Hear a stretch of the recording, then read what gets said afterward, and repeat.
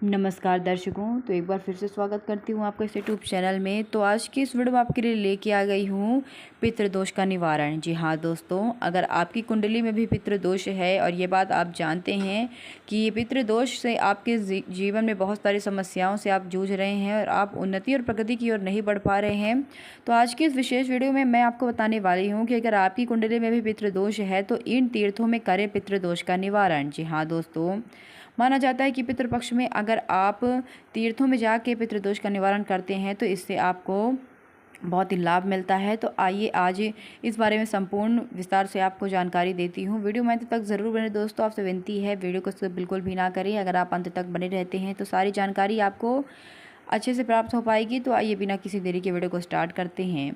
पितृपक्ष का आरंभ 17 सितंबर 2024 से होने जा रहा है।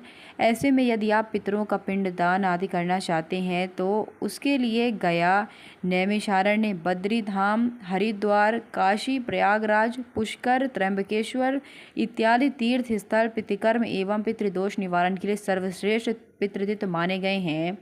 हमारे शास्त्रों के अनुसार जितने भी जगह मैंने भी आपको बताए हैं इन्हीं में हमारे पितृदोष का निवारण और पितृतीर्थ भी इन्हीं को कहा गया है, सर्वश्रेष्ठ हैं, जहाँ सब जाके अपने पूर्वजों को विदा करते हैं। तो आइए जानते हैं और इस बारे में सबसे पहले बात की जाए अगर गया धाम की, यानी कि बात की जाए अगर गया की, तो पितृ तीर्थ गया की महिमा और विशेषता इतनी अधिक हो गई है कि कोई भी श्राद्ध कर्म चाहे घर में, गौशाला में, चाहे प्रयागराज, काशी, पुष्कर, नैमिषारण्य अथवा गंगा आदि नदियों के तट पर ही क्यों ना हो रहा हो, सर्वत्र और सभी श्राद्ध को प्रारंभ करने से पूर्व गया धाम और भगवान गदाधर का स्मरण कर उनका पूजन किया जाता है तो श्राद्ध आदि कर्म का फल गया में किए गए श्राद्ध के बराबर माना जाता है।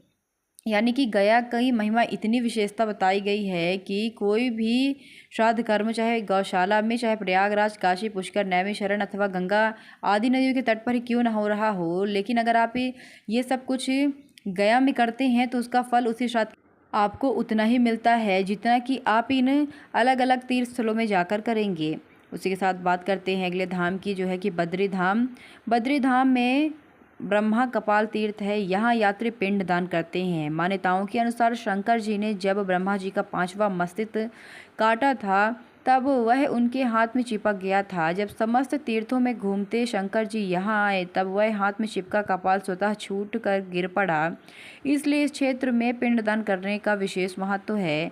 ऐसा कहा जाता है कि किसी भी पितृ का गया जी एवं अन्य पितृ तीर्थों पर पितृकर्म संपन्न किया जाए तो अंत में इस तीर्थ पर आकर पिंडदान जरूर करना चाहिए।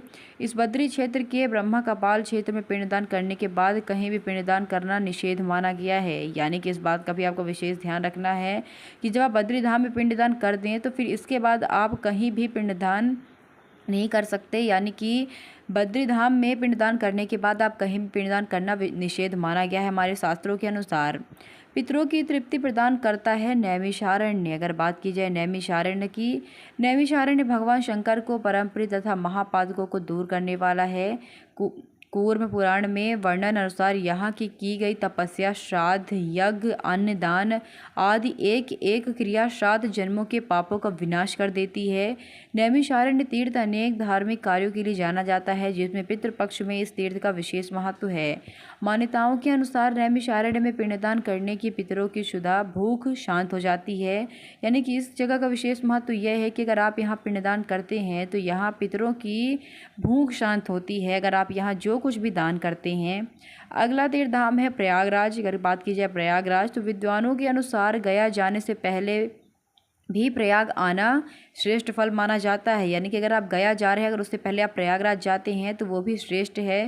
धर्मशास्त्रों में कहा गया है कि काशी में शरीर का त्याग, कुरुक्षेत्र में दान और एवं गया में पिंडदान का महत्व प्रयाग में मुंडन संस्कार किए बिना अधूरा रहता है। अगर बात की जाए अन्य तीर्थ पितृ स्थल की, जैसे कि अयोध्या हो गया, उज्जैन, अमरकंटक, हरिद्वार, नासिक, पुष्कर, तिरुपति, शिव की नगरी काशी में पिंडदान करने पर जीवात्मा को मोक्ष मिलता है। अगर बात की जाए काशी विश्वनाथ की, तो अगर काशी में किसी व्यक्ति का पिंडदान किया जाता है तो उसकी जीव आत्मा को मोक्ष मिल जाता है, पितरों को सच्चे मन से श्रद्धा सुमन गंगा आदि किसी भी पवित्र नदी के तट पर अथवा तीर्थ क्षेत्र के में तर्पण एवं पिंडदान देने से उन्हें मोक्ष और मुक्ति मिल जाती है। तो आज की वीडियो में इतना ही दोस्तों, मिलती हूँ अगले